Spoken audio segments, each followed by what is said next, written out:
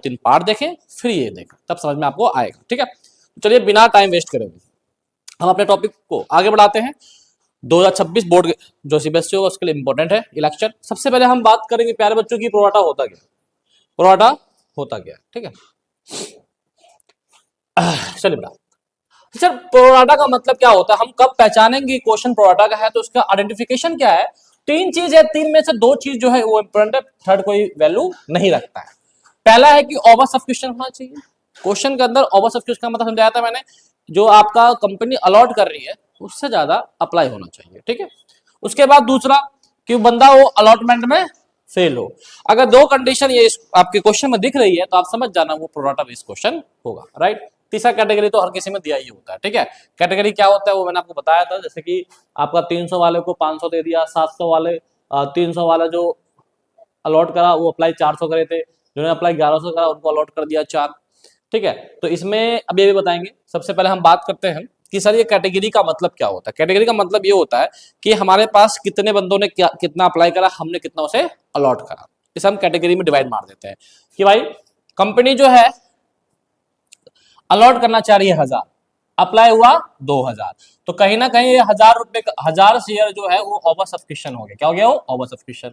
अब कैसे कैसे किस किस को हमने कितना कंपनी ने दिया, तो जिन्होंने अप्लाई करा 500 उनको मिल गया आपको 300, तो 200 तो आपने यहाँ पे आपको ओवर हो गया।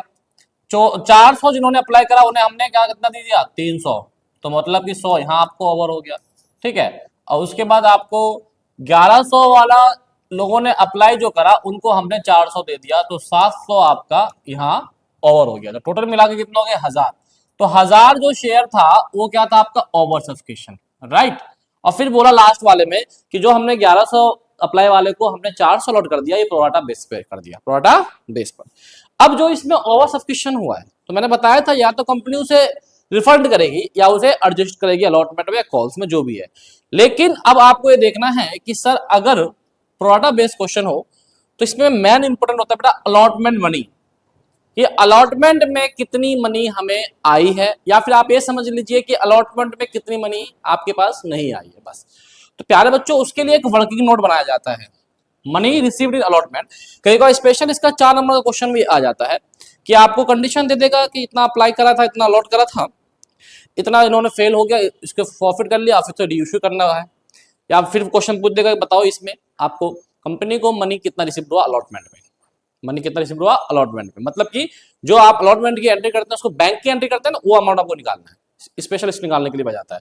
तो उस केस में उस क्वेश्चन में हम यही वर्किंग नोट करते हैं।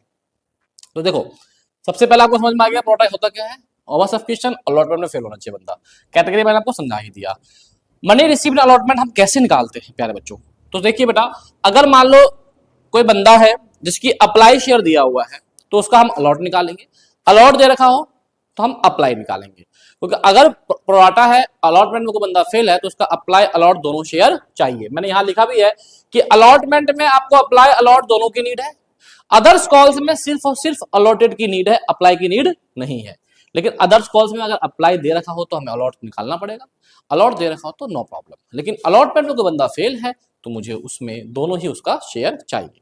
अब देखिए अगर हमें गिवन है अप्लाई तो अलॉट निकालेंगे, अगर अलॉट गिवन है, अलॉट का दूसरा नाम होता है होल्डिंग, अगर ये गिवन है तो हम अप्लाई निकालेंगे। प्लस को समझिए इसका अपोजिट ही हो जाएगा, अप्लाई गिवन है अलॉट निकालेंगे, तो अलॉटेड कैसे निकालेंगे, अलॉटेड निकालना है तो अलॉटमेंट शेयर ऊपर, अप्लाई एप्लीकेशन शेयर नीचे, मल्टीप्लाई जो अप्लाई शेयर दे रखा उससे।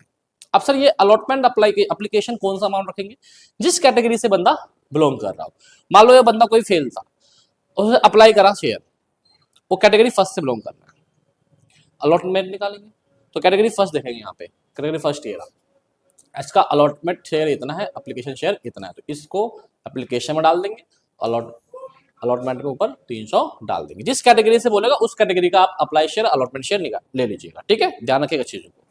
अगर अलॉटेड निकालना है तो सॉरी अलॉटेड गिवन है, अप्लाई निकालना है, अब अप्लाई निकालना है तो ऊपर क्या रख देंगे एप्लीकेशन, नीचे क्या जाएगा अलॉटमेंट, जो निकालना है उसी का शेयर ऊपर रख देना, बस काम खत्म उस कैटेगरी का। ठीक है, मल्टीप्लाई अलॉटेड शेयर। सर ये तो समझ में आ गया जो आपने मुझे बताया।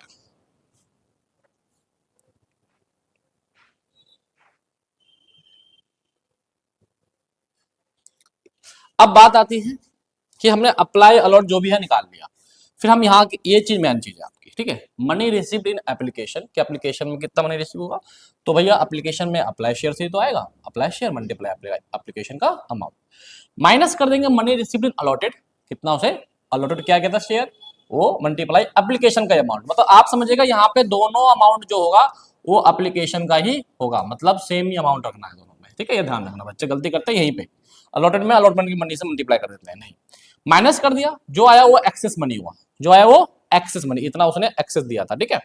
फिर करेंगे मनी ड्यू अलॉटमेंट, अलॉटमेंट में बंदा फेल है, कितना ड्यू था पहले वो देखो, तो उसका अलॉटेड शेयर मल्टीप्लाई अलॉटमेंट की मनी, कौन सा मनी बेटा यहाँ पे, अलॉटमेंट रुपीज, ओके। फिर माइनस कर देंगे एक्सेस मनी, जो ये वाला है वो माइनस कर देंगे, जो निकल के आएगा वो इतना आया कि उसने मनी इतना रिसीव्ड नहीं हुआ कंपनी को अलॉटमेंट, मतलब उस बंदे ने इतना अलॉटमेंट मनी नहीं दिया।